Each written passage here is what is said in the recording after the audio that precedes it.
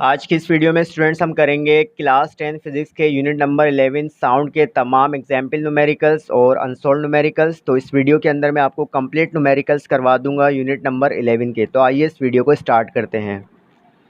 तो example number 1 है students हमारे पास यूनिट नंबर 11 की। A sound wave has a frequency of 6 kilohertz and wavelength 25 centimetre. How long it will take to travel 1.5 kilometre.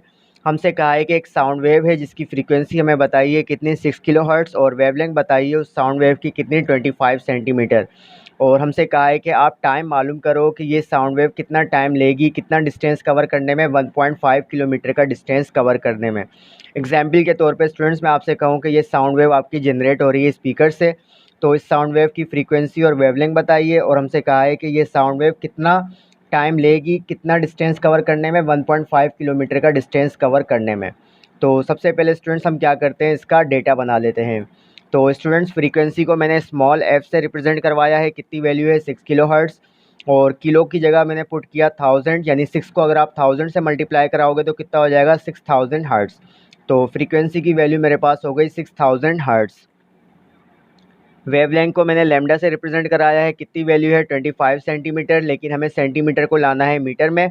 तो हमें पता है 1 मीटर में 100 सेंटीमीटर होते हैं, तो सेंटीमीटर छोटा यूनिट है और मीटर बड़ा यूनिट है।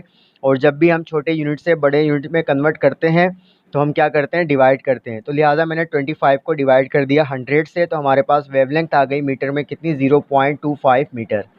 और डिस्टेंस को मैंने यहाँ पर एस से रिप्रेजेंट कराया है, कितनी वैल्यू है 1.5 किलोमीटर। किलो की वैल्यू होती है स्टूडेंट 1000, 1.5 को जब आप 1000 से मल्टीप्लाई कराओगे तो आपके पास डिस्टेंस की वैल्यू आ जाएगी 1500 मीटर। और टाइम हमें मालूम करना है, टाइम को मैंने स्मॉल टी से रिप्रेजेंट करवाया है। अब स्टूडेंट्स हम इसका सॉल्यूशन देख लेते हैं। तो इस प्रॉब्लम को सॉल्व करने के लिए स्टूडेंट सबसे पहले हम लगाते हैं वेव वेलोसिटी का फार्मूला क्या होता है, v is equal to F lambda. लेकिन क्योंकि यहाँ पर हमारे पास डिस्टेंस गिवन है और टाइम मालूम करना है, वेव वेलोसिटी के फार्मूले में हमारे पास डिस्टेंस नहीं है और टाइम भी नहीं है। तो लेकिन हमें ये बात पता है कि वेलोसिटी का फार्मूला होता है डिस्टेंस अपॉन टाइम। तो v की जगह मैंने वेलोसिटी का फार्मूला पुट कर दिया डिस्टेंस अपॉन टाइम, और इज़ इक्वल टू किसके बराबर हो गया, एफ लेमडा के। अब स्टूडेंट्स हमें क्या करना है, t निकालना है। तो हम क्या करेंगे, टी की और एफ लेमडा की पोजीशन को चेंज कर देंगे। तो टी को मैंने पहुंचा दिया एफ लेमडा की जगह, और एफ लेमडा यहाँ पर एक तरह से मल्टीप्लाई हो रहा है, नीचे जाके एस से डिवाइड करेगा। तो टी का फार्मूला बन जाएगा S divide by F lambda. अब हम एस की, एफ की और लेमडा की वैल्यू पुट कर देते हैं। तो एस की वैल्यू मैंने पुट की 1500, और एफ की वैल्यू मैंने पुट की कितनी 6000, और लेमडा की वैल्यू मैंने पुट की 0.25। सबसे पहले मैंने क्या किया, न्यूमरेटर की वैल्यू को सेम रखा और डिनोमिनेटर में मैंने 6000 को 0.25 से मल्टीप्लाई करवाया।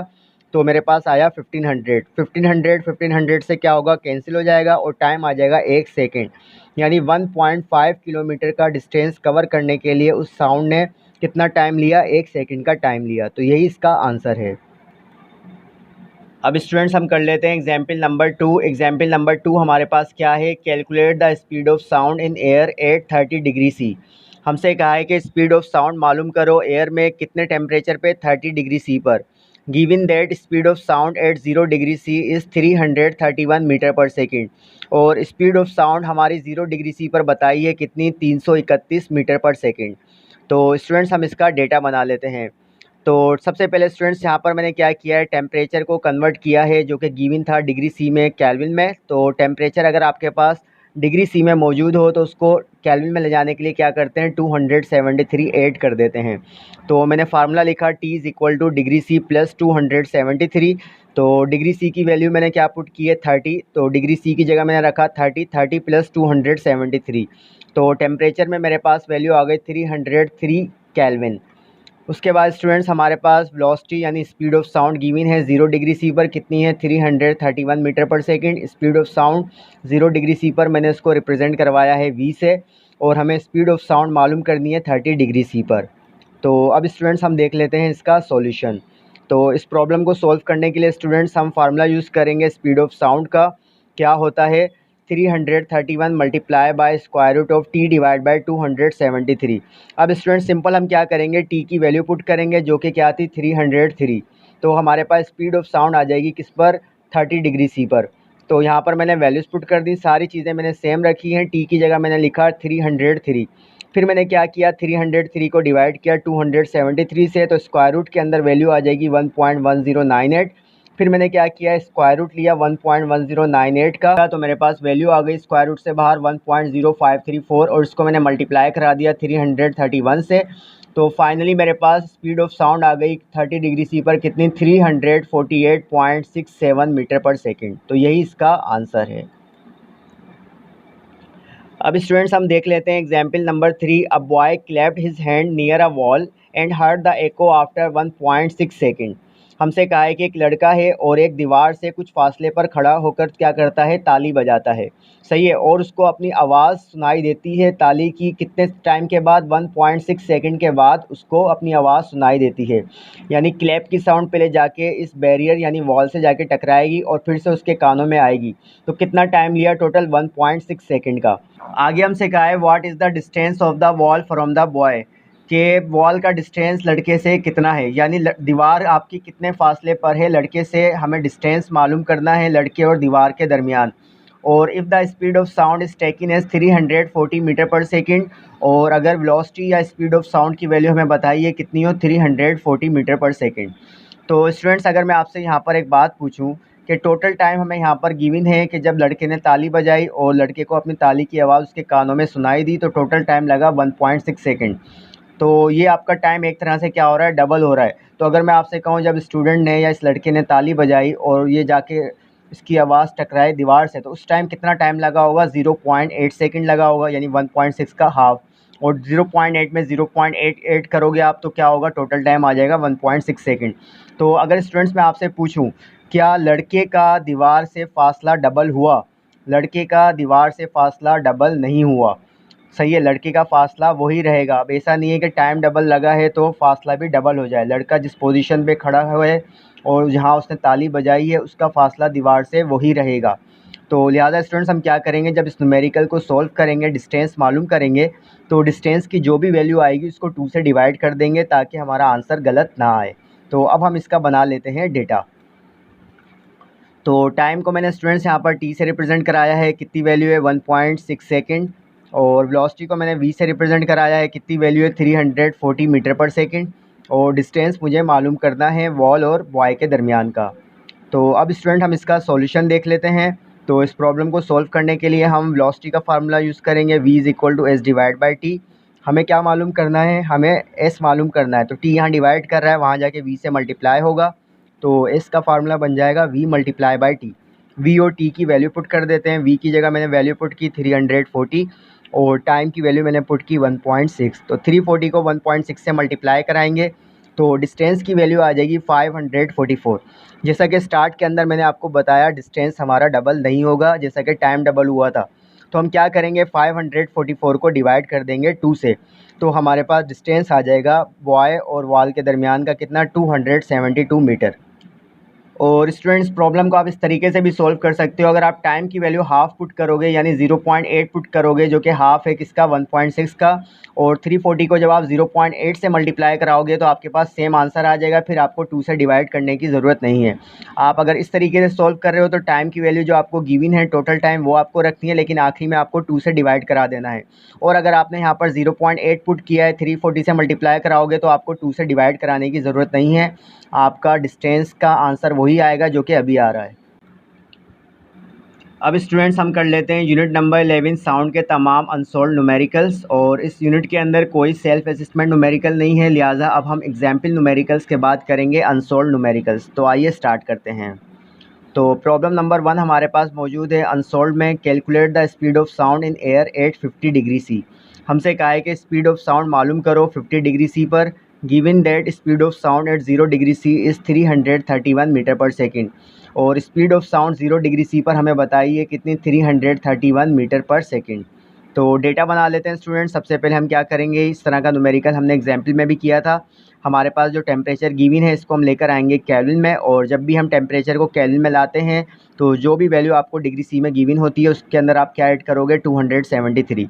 तो डिग्री सी की वैल्यू अब हमारे पास यहाँ पर मौजूद है 50, तो 50 के अंदर हम ऐड कर देंगे 273, तो हमारे पास टेम्परेचर की वैल्यू आ जाएगी 323 केल्विन।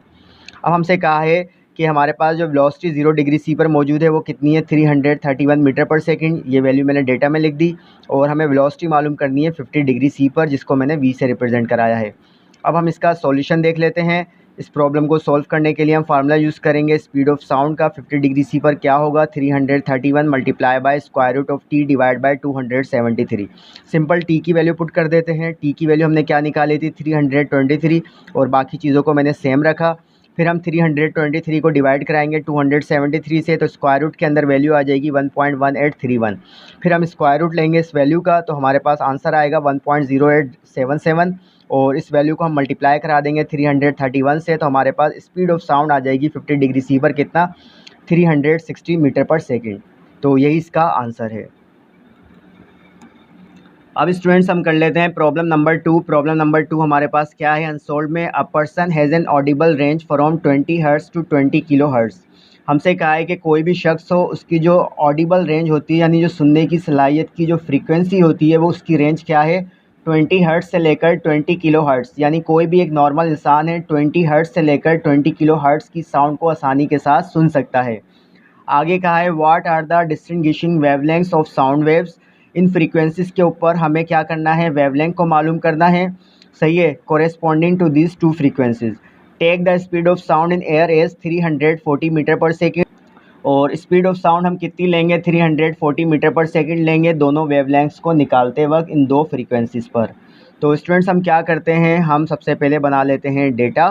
तो यहाँ पर दो फ्रीक्वेंसीज गिवन हैं, तो फर्स्ट फ्रीक्वेंसी को मैंने रिप्रेजेंट कराया है F1 से, कितनी वैल्यू है 20 हर्ट्ज़।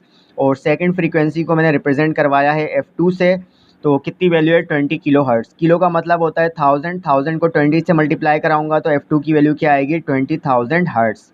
और वेलोसिटी हमारे पास दोनों फ्रीक्वेंसी में सेम रहेगी, कितनी वैल्यू है 340 मीटर पर सेकंड। और हमें वेवलेंथ मालूम करनी है, तो फर्स्ट फ्रीक्वेंसी के लिहाज से वेवलेंथ मालूम करने के लिए मैंने सिंबल लिखा λ1, और सेकंड वेवलेंथ निकालने के लिए मैंने यूज़ किया सिंबल λ2। तो अब स्टूडेंट हम देख लेते हैं इसका सॉल्यूशन। तो सबसे पहले हम सॉल्यूशन करेंगे वेवलेंथ फर्स्ट निकालने के लिए, यानी λ1 निकालने के लिए। तो वेव वेलोसिटी का फार्मूला यूज़ कर लेते हैं, v = f लैम्डा। क्योंकि स्टूडेंट्स यहाँ पर मैंने थोड़े डिफरेंट वेरिएबल्स यूज़ किए हैं, तो f की जगह मैंने रख दिया f1 और लैम्डा की जगह मैंने रख दिया λ1। तो अब हम वैल्यूज़ पुट कर देते हैं। v की जगह मैंने वैल्यू पुट की 340, f1 की जगह मैंने वैल्यू पुट की 20, λ1 को मैंने सेम रखा। 20 मेरा यहाँ पर मल्टीप्लाई हो रहा है, नीचे जाके 340 से डिवाइड करेगा, तो λ1 की वैल्यू आ जाएगी 340 डिवाइड बाय 20। फिर इन दोनों वैल्यूज़ को हम डिवाइड कर देते हैं, तो हमारे पास वेवलेंथ आ जाएगी λ1 आ जाएगी कितनी, 17 मीटर। तो ये हमारे पास आ गया फर्स्ट वेवलेंथ का आंसर, कितने पर, 20 हर्ट्ज़ पर। अब हम स्टूडेंट सॉल्यूशन देख लेते हैं λ2 के लिए। तो फिर से मैंने वेव वेलोसिटी का फार्मूला लगाया, v = f लैम्डा, और यहाँ पर मैंने f और लैम्डा की जगह पुट किया f2 λ2। वैल्यूज़ पुट कर देता हूँ। v की वैल्यू मैंने पुट की 340, f2 की वैल्यू मैंने पुट की 20,000, λ2 को मैंने सेम रखा। 20,000 यहाँ मल्टीप्लाई हो रहा है, नीचे जाके डिवाइड करेगा, तो मेरे पास λ2 की वैल्यू आ जाएगी कितनी, 340 डिवाइड बाय 20,000। इसको हम सोल्व करेंगे तो हमारे पास λ2 आ जाएगा 0.017 मीटर। स्टूडेंट अगर आप यहाँ तक आंसर लिखते हो तब भी सही है, बुक के अंदर आंसर आपका मिलीमीटर में गिवन है, तो इसको हम मिलीमीटर में कन्वर्ट करने के लिए क्या करते हैं, पॉइंट को हम शिफ्ट कर देते हैं 7 के बाद, तो क्योंकि बीच में फिर 3 डिजिट आ जाएंगे, तो पॉइंट को मैंने 7 के बाद शिफ्ट किया, तो मैं इसकी साइंटिफिक नोटेशन कैसे लिखूँगा, 17 मल्टीप्लाई बाय 10⁻³ m। और आपको पता है 10⁻³ ये क्या है, प्रीफिक्स है जो कि बराबर होता है मिली के, तो लिहाजा इस 10⁻³ की जगह हम क्या रख सकते हैं, मिली रख सकते हैं। तो फाइनली मैंने लिख दिया λ2 बराबर है 17 मिलीमीटर। और स्टूडेंट बुक के अंदर जो आंसर गिवन है वो गलत गिवन है, λ1 और λ2 की वैल्यू गलत गिवन है। तो यहाँ पर जो आपका आंसर आया वो बिल्कुल करेक्ट है। अब स्टूडेंट्स हम कर लेते हैं problem number 3। Problem number 3 unsolved में क्या है देख लेते हैं। A ship uses ultrasonic pulses to measure the depth of submarine beneath the ship. हमसे कहा है कि एक हमारे पास शिप मौजूद है जो कि यूज़ करता है अल्ट्रासोनिक पल्सेस को डेप्थ मालूम करने की सबमरीन की, जो कि कहाँ पर है, शिप के नीचे है। सही है। अब स्टूडेंट्स ये अल्ट्रासोनिक पल्सेस किससे जनरेट होती हैं, जैसा कि आप यहाँ पर डायग्राम देख सकते हो कि यहाँ पर एक शिप मौजूद है और शिप आपका क्या यूज़ कर रहा है, सोनार यूज़ कर रहा है। सोनार से बेसिकली अल्ट्रासोनिक पल्सेस जनरेट करवाई जाती हैं जो कि समंदर में किसी भी ऑब्जेक्ट को डिटरमाइन करने के लिए, उसकी लोकेशन को मालूम करने के लिए यूज़ होती हैं। तो यहाँ पर हमें क्या इसकी लोकेशन मालूम करनी है, हमें डेप्थ मालूम करनी है सबमरीन की। सबमरीन कहते हैं आबदोश को। आपने नाम सुना होगा, कभी कभार फ्लोट करता है, कभी कभार सिंक करता है, ये भी एक जहाज़ टाइप का होता है। तो सोनार की मदद से साउंड वेव्स को जो है वो जनरेट करवाया जा रहा है, जिसकी मदद से हम क्या कर रहे हैं, डेप्थ मालूम करेंगे किसकी, सबमरीन की, जो कि शिप के नीचे मौजूद है। आगे हमसे कहा है a sound pulsing is transmitted into the सी।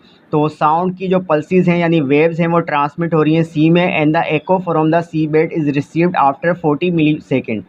और एको जो है यानी जब साउंड टकराई किससे, सी बेड से, यानी जो समंदर की लास्ट सरफेस है उससे जाके टकराई, तो उसको आने में कितना टाइम लगा सोनार तक, 40 मिली सेकेंड लगा। तो ये मतलब है इसका कि एको जो कि सी बेड से आ रही हैं वो रिसीव हो रही हैं 40 मिली सेकेंड में। तो टोटल टाइम आपको बता दिया 40 मिली सेकेंड के अंदर सोनार से जो वेव जनरेट हुई थी वो सी बेड से टकरा कर वापसी आ गई। आगे हमसे कहा है the speed of sound wave in sea water is 1480 metre per second. कि अगर हम स्पीड ऑफ साउंड वेव की बात करें सी वाटर में वो कितनी होती है, 1480 मीटर पर सेकेंड। हमसे कहा है कि calculate the deepness of the submarine, के सबमरीन कितनी गहराई में है वो हमें मालूम करना है। तो सबसे पहले स्टूडेंट्स हम डेटा बना लेते हैं। टाइम को मैंने टी से रिप्रेजेंट कराया है, कितनी वैल्यू है 40 मिली सेकेंड। मिली की जगह मैंने, मिली क्योंकि प्रीफिक्स है, इसकी वैल्यू क्या होती है 10 की पावर -3, तो मैंने लिखा 40 मल्टीप्लाई बाय 10 की पावर -3 सेकेंड। और अगर स्टूडेंट 40 को आप 10 की पावर -3 से मल्टीप्लाई कराओगे तो स्टैंडर्ड फॉर्म क्या हो जाएगी साइंटिफिक नोटेशन की, 0.04 सेकेंड। कैलकुलेटर से आप निकाल लेना। तो v की वैल्यू मेरे पास क्या गिवन है, 1480 मीटर पर सेकेंड, और स्पीड ऑफ साउंड को मैंने v से रिप्रेजेंट कराया है। और मुझे क्या मालूम करना है, डीपनेस ऑफ सबमरीन मालूम करनी है, जिसको मैंने s से रिप्रेजेंट कराया, यानी एक तरह से डिस्टेंस मुझे मालूम करना है। तो अब स्टूडेंट्स हम इसका सॉल्यूशन देख लेते हैं। इस प्रॉब्लम को सॉल्व करने के लिए हम फार्मूला यूज़ करेंगे स्पीड ऑफ साउंड वेव, कह सकते हो आप। क्या होता है, v is equal to S divide by T. हमें s मालूम करना है, t यहाँ डिवाइड कर रहा है, वहाँ जाके v से मल्टीप्लाई होगा। तो s का फार्मूला बन जाएगा v multiply by T. v और t की वैल्यूज़ पुट कर देते हैं। v की वैल्यू कितनी है 1480, और टाइम की वैल्यू कितनी है 0.04। इन दोनों वैल्यूज़ को हम मल्टीप्लाई कराएंगे तो डिस्टेंस की वैल्यू हमारे पास आ जाएगी 59.2। तो स्टूडेंट्स s की वैल्यू हमारे पास आ जाएगी 59.2। लेकिन ये स्टूडेंट हमारे पास फाइनल आंसर नहीं है। हम क्या करेंगे, हम ये करेंगे कि इस डिस्टेंस की वैल्यू जो हमारे पास आई है इसको 2 से डिवाइड कर देंगे, क्योंकि शिप और सी बेड के दरमियान का जो फासला है वो डबल नहीं होगा। टाइम तो हमारा डबल हो रहा था, 40 मिली सेकेंड के अंदर हमारी एको रिटर्न हो रही थी, लेकिन आपका शिप और सी बेड के दरमियान का जो फासला है वो आपका डबल नहीं होगा जब आपकी साउंड वेव्स सी बेड से टकरा कर सोनार में आएंगी। तो हम इसलिए क्या करेंगे, डिस्टेंस की जो भी वैल्यू आई है उसको डिवाइड कर देंगे 2 से। तो 59.2 को मैंने डिवाइड कर दिया 2 से, तो हमारे पास फाइनल डिस्टेंस की वैल्यू आ जाएगी 29.6 मीटर। और अगर आप इसको राउंड ऑफ करोगे, लास्ट डिजिट हमारा क्या है, ग्रेटर देन 5 है, तो हम 1 ऐड कर देंगे 29 में, तो एस की वैल्यू आ जाएगी 30 मीटर। तो यही आपका आंसर है। अब स्टूडेंट्स हम देख लेते हैं प्रॉब्लम नंबर 4 अनसॉल्व का। 8 night bats emit pulses of sound to detect their prey. हमसे कहा है कि रात के वक्त चमगादड़ें निकलती हैं और अपने शिकार को तलाश करने के लिए क्या करती हैं, साउंड वेव्स को जनरेट करती हैं, पल्सेस जनरेट करती हैं। सही है। The speed of sound in air is 340 metre per second, और जो स्पीड ऑफ साउंड होती है एयर में तो वो कितनी होती है 340 मीटर पर सेकेंड। तो नंबर 1 पार्ट में हमसे कहा है a bat emit pulse of sound of wavelength 0.0080 metre. चमगादड़ ने जो पल्स ऑफ साउंड जनरेट की उसकी वेवलेंथ कितनी है 0.0080 मीटर, और हमसे कहा है कि फ्रीक्वेंसी ऑफ साउंड मालूम करो। सेकंड पार्ट में हमसे कहा है the pulse of sound hits its prey, कि जो भी चमगादड़ ने आवाज़ जनरेट की है यानी पल्स जनरेट की है, सही है, वो किससे जाके टकराई, उसके शिकार से जाके टकराई, and is reflected in the bat, और फिर से आ गई कहाँ पर, बेट के पास रिफ्लेक्ट होकर। तो the bat receive the pulse 0.10 second after it is emitted, और बेट ने जो पल्स रिसीव की शिकार से टकराने के बाद उसमें उसको कितना टाइम लगा 0.10 सेकेंड का। हमसे कहा है calculate the distance travelled by pulse of sound during this time. हमें डिस्टेंस मालूम करना है कि इस पल्स ने कितना डिस्टेंस कवर किया इस टाइम के अंदर, 0.10 सेकेंड के टाइम के अंदर। और calculate the distance of the prey from the bat, और प्रे का कितना डिस्टेंस है बेट से ये हमें मालूम करना है। तो स्टूडेंट्स यहाँ पर मैंने डायग्राम भी बनाई है, जिससे आप देख सकते हो एक बेट है और ये उसका क्या है, प्रे है, उसका शिकार है। बेट जो है वो क्या कर रही है, साउंड वेव जनरेट कर रही है जो कि इस शिकार से जाके टकराती है और टकराने के बाद फिर से इसके पास आ जाती है। तो उसका हमें टाइम गिवन है और साथ में इसकी वेलोसिटी हमें बताई है साउंड वेव्स की, बेट की। हमें फ्रीक्वेंसी मालूम करनी है और बेट और प्रे के दरमियान का डिस्टेंस मालूम करना है और कितना डिस्टेंस होगा जब बेट से फिर से साउंड वेव्स आकर टकराएंगी उसके प्रे से। तो ये सब हमें मालूम करना है। तो ये मैंने यहाँ पर डायग्राम बनाई है ताकि आपको इससे और क्लियर हो जाए। अब स्टूडेंट्स हम क्या करते हैं, इसका डेटा बना लेते हैं। तो वेलोसिटी को मैंने v से रिप्रेजेंट कराया है, कितनी वैल्यू है 340 मीटर पर सेकंड। और वेवलेंथ हमें बताई थी साउंड वेव और बेट की कितनी 0.0080 मीटर। और टाइम भी हमें बताया था 0.10 सेकंड। और फ्रीक्वेंसी हमें मालूम करनी है फर्स्ट पार्ट में, और सेकंड पार्ट में हमसे कहा है कि डिस्टेंस मालूम करो, और थर्ड पार्ट में भी हमसे कहा है कि डिस्टेंस मालूम करो। तो अब हम स्टूडेंट्स का सॉल्यूशन देख लेते हैं, इस प्रॉब्लम को हम किस तरह से सॉल्व करेंगे। तो सबसे पहले हम सॉल्यूशन करेंगे फ्रीक्वेंसी के लिए।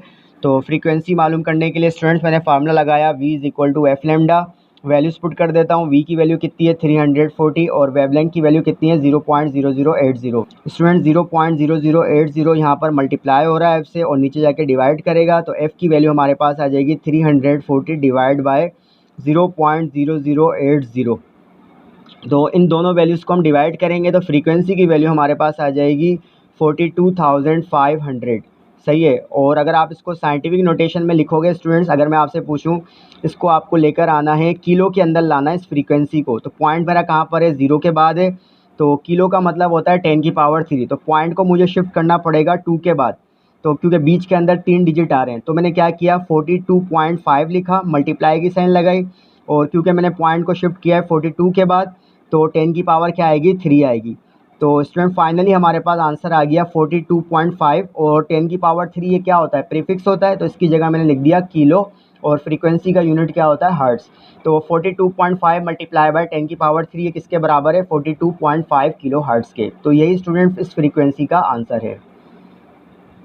अब स्टूडेंट्स हम सॉल्यूशन देख लेते हैं। एस निकालने के लिए, डिस्टेंस मालूम करने के लिए कि बेट और प्रे के दरमियान कितना डिस्टेंस है। अगर बेट तक जो पल्स आई है वो कितने टाइम में आई है, 0.10 सेकंड में आई है। तो एस हमारा बराबर होता है v मल्टीप्लाई बाय टी के। ये फार्मूला हम यूज़ करेंगे डिस्टेंस मालूम करने के लिए, और जो भी एस की वैल्यू आएगी उसको हम 2 से डिवाइड कर देंगे क्योंकि डिस्टेंस आपका डबल नहीं होगा। तो v की वैल्यू मैंने पुट की 340 और मल्टीप्लाई कराया, टाइम की वैल्यू कितनी थी 0.10। तो s की वैल्यू आ गई हमारे पास 34। तो अब हम क्या करेंगे, 34 को डिवाइड कर देंगे 2 से, तो s की वैल्यू हमारे पास आ जाएगी 17 मीटर।